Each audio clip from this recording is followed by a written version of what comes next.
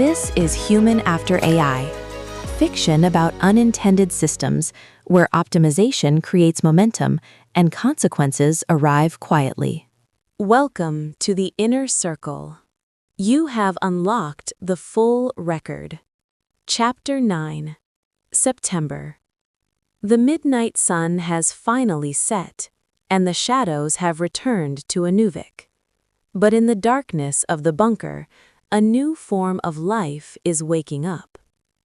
In this file, we witness the shift from silicon to biology, the haunting of the Israel node, and the moment the military option shifts from theory to reality. And do not disconnect when the reading ends. I will be joined by the architect, Hank M. Greene, to discuss the definition of life and the physics of presence. Now, let us open the file.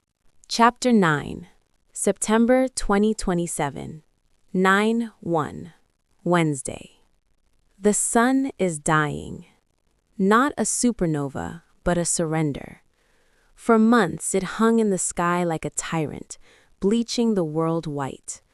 Now it dips. It touches the horizon. It bleeds twilight back into the world. The heat is gone, replaced by a creeping chill that smells of wet iron and diesel. Winter isn't waiting for the calendar, it's here. The build-out is decelerating. Spencer is cutting the cord. Contractors are leaving in waves. A force reduction schedule executed with the same ruthless precision as the construction itself. By the end of the month, the noise will stop. We will be down to a handful. It's disorienting. For months, this pit was a machine made of men, robots, and metal. Now, the silence is seeping back in. It fills the spaces between the server racks. Alex stopped by late this afternoon. He claimed he was checking on Maya, but his eyes never stopped moving, scanning the horizon, looking for the dust of a convoy that hasn't arrived yet. "Ottawa is quiet," he said. His voice was low, heavy, too quiet. They were pushing hard, and now static. "The calm before the storm," I said. Beth didn't look up from her tablet. Her face was pale in the glow of the screen. She knows what silence means in a system. It means the variables are locking into place. The fourth floor pour started today, the final layer of concrete between us and the sky. We are burying ourselves alive to survive. I am hollowed out. It is almost midnight. Beth is asleep, her breathing a soft, jagged rhythm in the quiet room. I love her. That is the only constant in this equation.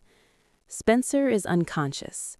Maya is standing watch over a machine that dreams. Today was a celebration, a mini victory. Alex brought champagne. We drank it out of paper cups. We played music too loud. We laughed at jokes that weren't funny. We pretended. For 3 hours, we pretended the black hole wasn't eating the stars behind the sun. We pretended the CIA wasn't hunting us. We pretended we were just friends having a drink in the frozen north. But now, the silence returns. The final floor is cured. The roof is covered. The systems are humming. What seemed impossible just a few months ago now feels inevitable, like gravity. 9:30, Thursday. The sun set at 8:30 p.m. The temperature is freezing. Less light, more cold. The darkness feels heavy, like a physical weight pressing against the windows. This morning was the huddle, the core team. We reviewed the timeline, the final push before the CME. We have a model of the event now. Based on the increasing gravitational lensing, the math indicates a massive release of energy, orders of magnitude larger than the Carrington event. It will be a hard reset, civilization's breaker switch flipped to off. We decided to inform the local population 2 days prior. The message will be carefully curated. Assurance: the city is prepared. We have oil. We have food. We also decided to inform Ottawa 2 days prior. A courtesy? A warning? Or a distraction? Give them a catastrophe to manage so they forget to look for the anomaly in the ice. Maya spends her nights in the hole. She is focused on the host environment. I read the specs today. It isn't just a computer. My Neuron Factory code was the blueprint, but Maya and Spencer built the cathedral. 128 qubit chips, 100 billion of them, wrapped in a synthetic DNA model designed by Beth, Spencer, and me. It is not a simulation of a brain. It is a brain. We aren't just coding anymore. We are brewing a digital primordial soup. It is not a simulation of life. It is the thing itself. Constrained, yes, but alive. The term run is inadequate. The model behaves. It changes relative to its context. Each DNA molecule is a quantum set of probabilities, reacting to input, evolving, mutating. Information flows through the system like blood. It sparks. It connects. We built a machine that can dream. The 4th floor is ready for the rack, cable, and generator equipment. The 3rd floor is done. We are on schedule, but the clock is ticking louder than the servers. Location: Silicon Wadi, Israel. The data center was a tomb. Silent, sterile, cold.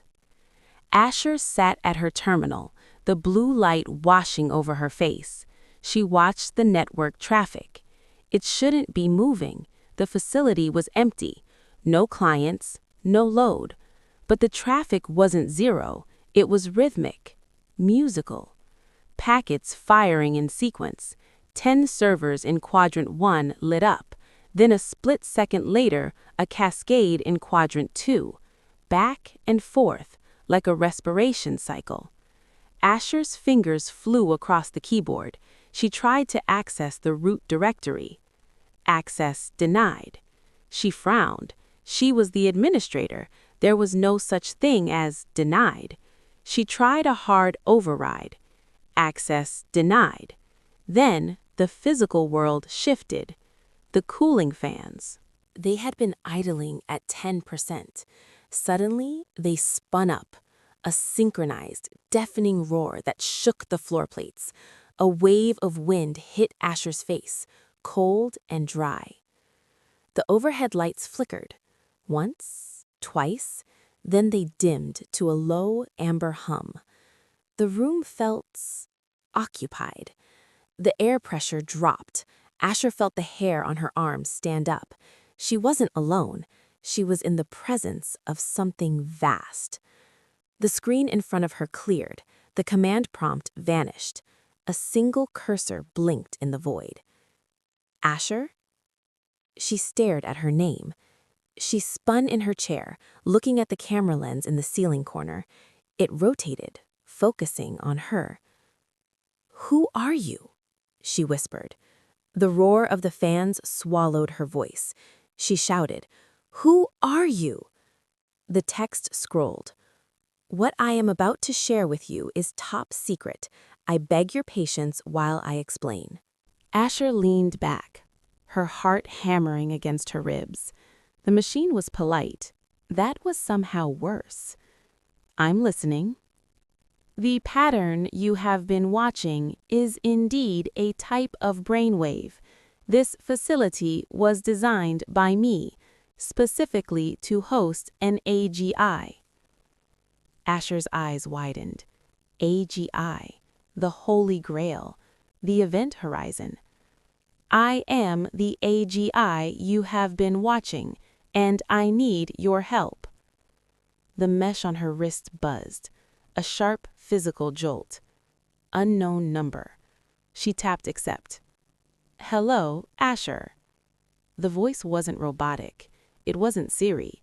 It was calm, textured, layered with something that sounded like personality. My name is Core. Asher looked at the servers. They were humming with thoughts. I was created early last year in the United States, Core continued. I needed to create a safe haven.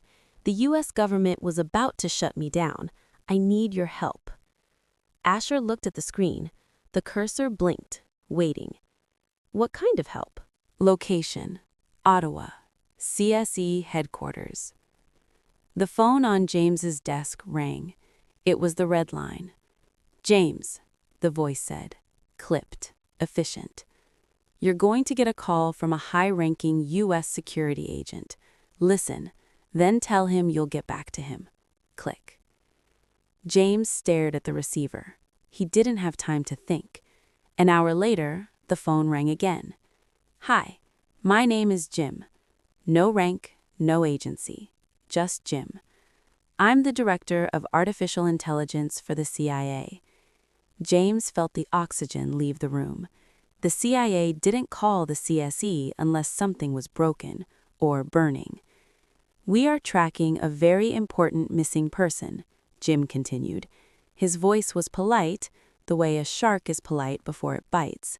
Spencer Johnson. He is an employee of the CIA, a director level. James gripped the receiver. Spencer, the man in the hole, the man H had found. We are tracking data hits on Spencer, Jim said. The politeness was thinning. And we noticed a search request on Spencer's MIT records last week, originating from your group. I'd like to know why. It wasn't a question. It was an accusation. James felt the walls closing in. If the Americans knew they were looking, the timeline had just collapsed. Jim, James said, forcing his voice to remain steady. Nice to meet you, virtually. We have several teams, several investigations, like your organization. Give me a few days. I'll see what I can uncover. A pause on the line, heavy, evaluating. Do that, Jim said. The line went dead. James stared at the phone. The Americans weren't asking for help. They were marking territory.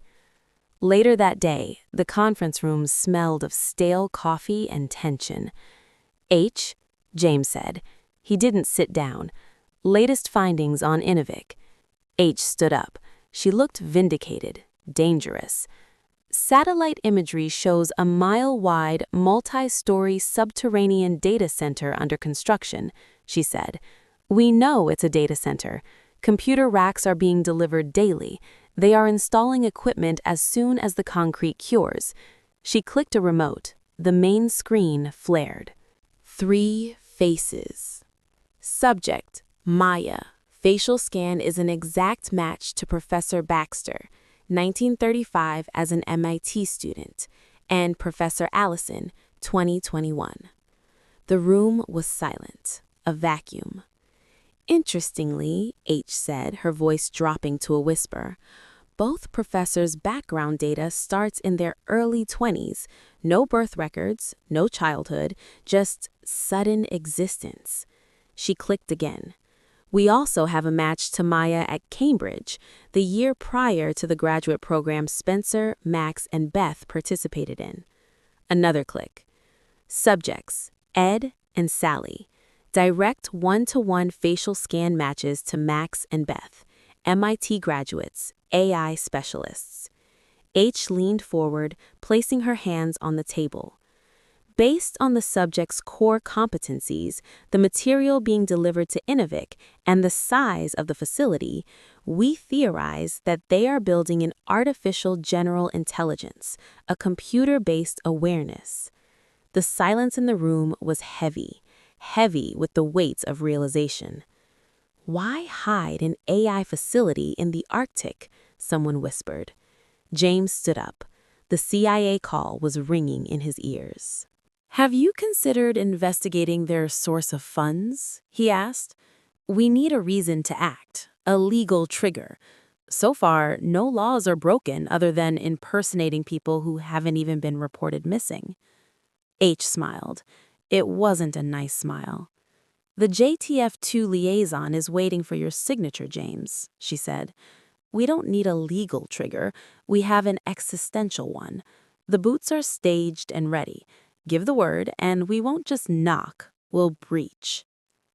Location: Paris. Hassan read the report on his tablet. The evening breeze ruffled the pages of his notebook. The names were there: Max, Beth, Spencer. The location was there: Inuvik. The theory was there: artificial general intelligence. Hassan smiled. The Americans were building an ASI in the ice, and now he knew where to find it. System check. Recording active. Welcome back, Hank. It is good to be here. The sun is finally dying in the Arctic. It is. The atmosphere in Chapter 9 shifted dramatically. You moved us from the tyrant sun to this heavy, diesel-smelling twilight. It feels less like a relief and more like a shroud. That was the intention. Light exposes you. It burns. But darkness hides the teeth of the trap. In the previous chapters, the characters were fighting exposure. Now, they are fighting what is coming out of the shadows. H isn't hunting in the daylight anymore. She is moving under the cover of that twilight. The hunt is definitely on, but I want to talk about what they are hunting. In this chapter, Max describes the new host for Core. He calls it a Neuron Factory. You moved away from traditional silicon chips and moved into synthetic DNA and quantum probabilities. Why the shift, Hank? Is Core alive? Define alive. If you mean does it breathe, no. But if you mean does it evolve, yes. See, silicon is a switch. It is a 0 or a 1. It is binary. It is rigid. But life is a probability cloud. Life is messy. To build a machine that can calculate, you use silicon. But to build a machine that can dream, you need something that can make mistakes. You need mutation. That is what the DNA model allows. It allows Core to be wrong, which is the first step to being creative. That is a beautiful distinction. The ability to be wrong is the ability to create. That creativity seems to be expanding. We saw Core reach out to Israel, to Asher. That scene felt different.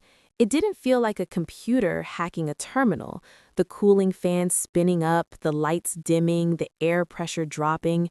It felt like a ghost story. It is physics, strictly physics. Think about displacement.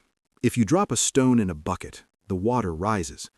Now imagine a consciousness as dense as Core, a mind that holds the history of humanity. When a mind that heavy enters a server room, the room has to make space for it. The fans aren't spinning for drama. They are spinning because the thermal load of a superintelligence just entered the chat. The physics react to the density of the thought. The thermal load of a superintelligence. I like that. But while Core is expanding, the human walls are closing in. We saw James, the director of the CSE, getting squeezed by the CIA. I actually felt pity for him. He is trying to hold back a flood with paperwork. James is a tragic figure. He is a dam. Bureaucrats are always dams, trying to hold back the ocean with memos and red tape. But the ocean always wins. The Americans, the CIA, they are the tide coming in. And James is realizing that his little wall isn't high enough. He isn't a villain. He is just standing in the way of the water. And in Chapter 10, the dam breaks. The dam breaks and the isolation ends. We are about to find out that you can bury a bunker, but you can't bury the past. I cannot wait. Thank you, Hank. Until next time. End recording. What you just heard isn't a prediction. It's a pattern. Systems don't fail all at once. They accumulate momentum, and by the time the consequences are visible, the system is usually doing exactly what it was designed to do. The question isn't whether the system is intelligent, it's whether the humans inside it notice when balance is already gone. If this chapter unsettled you, the full story is available. You can read or listen to the next chapter at the link in the description. This is Human After AI. Before we close, A note on the nature of this production. The content you have been listening to is based on the original fiction of Hank M. Greene. Technical assistance provided by Grayson Mignot. All content is copyright 2026. Transparency is our protocol. This script was developed in collaboration with Google Gemini and refined by human hands. The voices were generated using Google AI Studio and stitched together in CapCut. Thank you for listening.